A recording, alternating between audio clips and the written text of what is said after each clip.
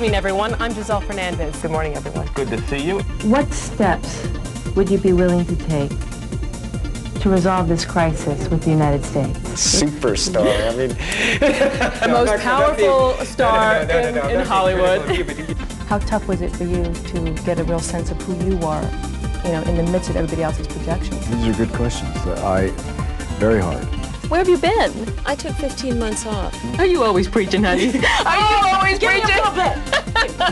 Good morning, everyone, and welcome to Saturday Today. Welcome, sir. Thanks for joining us this morning. Thank you, Giselle. And if we're talking about human rights abuses on the island, why are we holding Cuba to a different standard? Are you ready for me? Well, I'll try. Okay. Those Bond girls were nothing compared to me. I know. You are nearly 70 years old. Oh, Christ. Sitting in tonight, Giselle Fernandez. Good evening, everyone. CBS News correspondent Giselle Fernandez went to Cuba, and tonight she has an extraordinary close-up look at a people under economic siege. Sing. Sing to me, Tony. Sing to me. Get a life. I mean, come on, it's a movie premiere. Let me guess. Which side of the debate do you come down? Are you getting a sense of deja vu here? Well, not yet. We are going to percolate this morning, but first we have the news for you.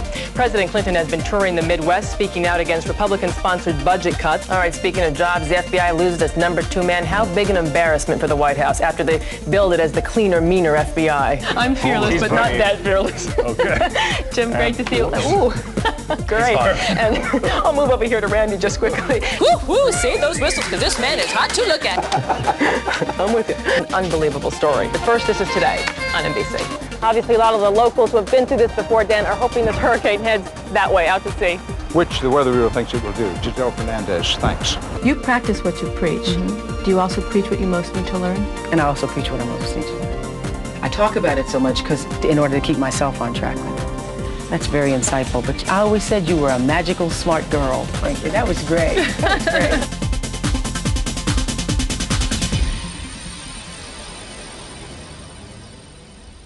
Welcome back, everyone. 11 years ago this week, Patricio Aylwin replaced Augusto Pinochet as the president of Chile, ending what some consider to be one of the most brutal dictatorships of the 20th century. I recently traveled to Chile, and I spoke with Pinochet's victims, supporters, and with Isabel Allende, the daughter of the man he deposed. Pinochet, a lightning rod for controversy. To some, his very name has become a worldwide symbol of tyranny and oppression. Santiago, Chile, on September 11th, 1973, a day few Chileans are likely to ever forget. Gunfire erupted here in the streets of the capital. Military fighter jets launched missiles directly into the presidential palace behind me. A bloody coup staged by General Augusto Pinochet was underway. What was the last time you saw your father? What's the last conversation you remember having with him? He was anxious for us to leave. He begged us and then almost ordered us to go. He said, "It is important to give testimony, to tell the world what really happened." The right says clearly this was necessary to save Chile, to rehabilitate Chile and save it from the grips of communism. What's your response to that? I don't think it was necessary to save Chile from anything. We had a democratic regime. I believe the Pinochet period was the darkest in the history of Chile. Because of his ill health, the question of whether Pinochet will stand trial for crimes against humanity changes day to day. He has diabetes, arthritis, he has a pacemaker, and he's suffered 3 mild strokes since 1998. Now, according to Chilean law, none of those afflictions should exempt him from being tried. To his opponents, there will be no peace until he is brought to justice. The fabulous Giselle Fernandez.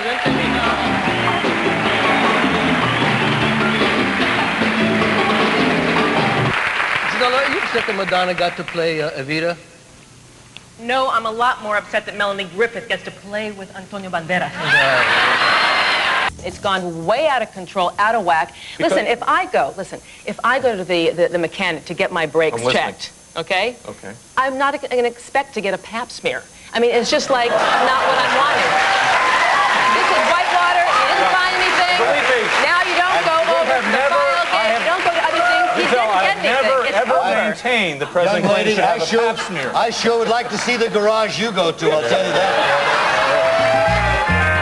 Bienvenidos and welcome to the hottest show on the coolest network.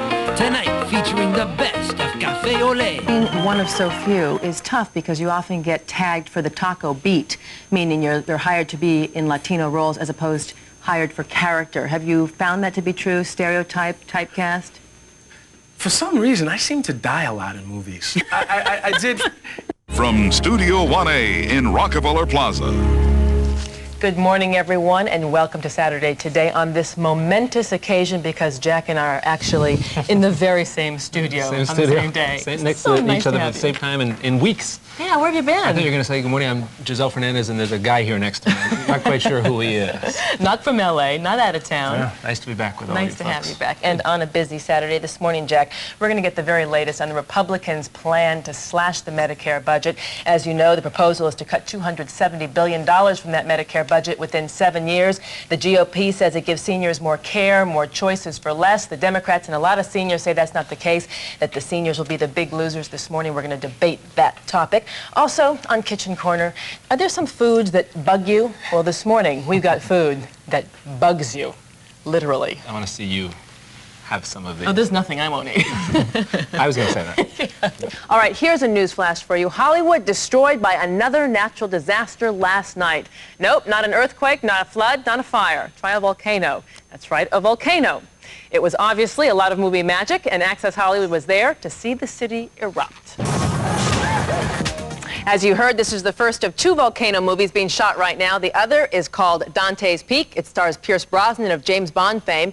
Both films are working extra hard to be the lava movie that flows into theaters first. Sometime next spring, they want to explode at the box office. It's the Academy Awards like you've never seen it before. Wow, congratulations. How do you feel?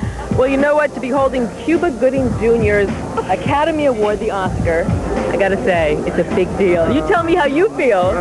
Like you feel 20,000-fold. In Havana, CBS News correspondent Giselle Fernandez begins our coverage. Cuba's top military brass says its forces will stay on heightened alert until the refugee crisis is resolved. And if it doesn't end soon, they say, they're prepared to keep any rebellion in the Guantanamo camps from spreading into this side of Cuba.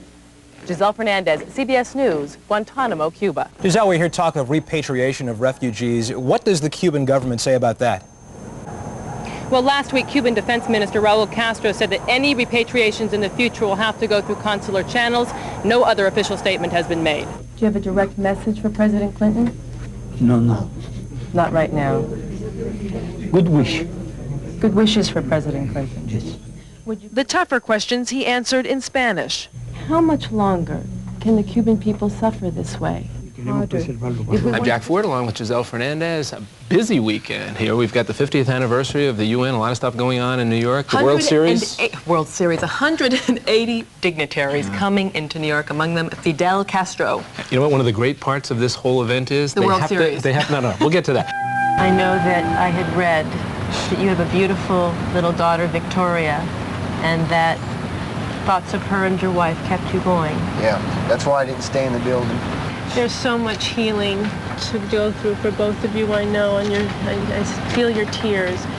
How are you coping? Are you getting help? Is there enough help to help you deal with all of this? The story, Israel under attack. How do you say my name, Giselle? Shmi? Gigi. These are the innocent victims, children shattered with glass. Missiles crash into Tel Aviv. This is where the missile reportedly hit. Giselle Fernandez brings home the story. Families face the fear of chemical attack. Giselle Fernandez brings home the story. There was at least one death. Since war began, she's the first anchor to go to Israel and bring it home to you. Political unrest forces Haitians to flee to Miami. And the situation for all of these people. Giselle Fernandez goes to Haiti to get the story. The United States fights in Panama. On the streets of Panama. She travels there to get the story.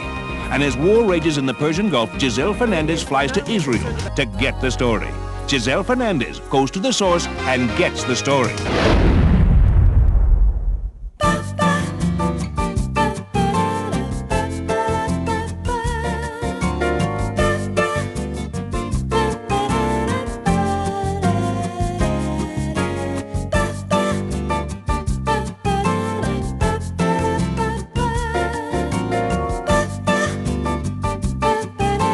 I'm Giselle Fernandez. I'll be back tomorrow night. Until then, have a good night and a safe, happy holiday, everyone.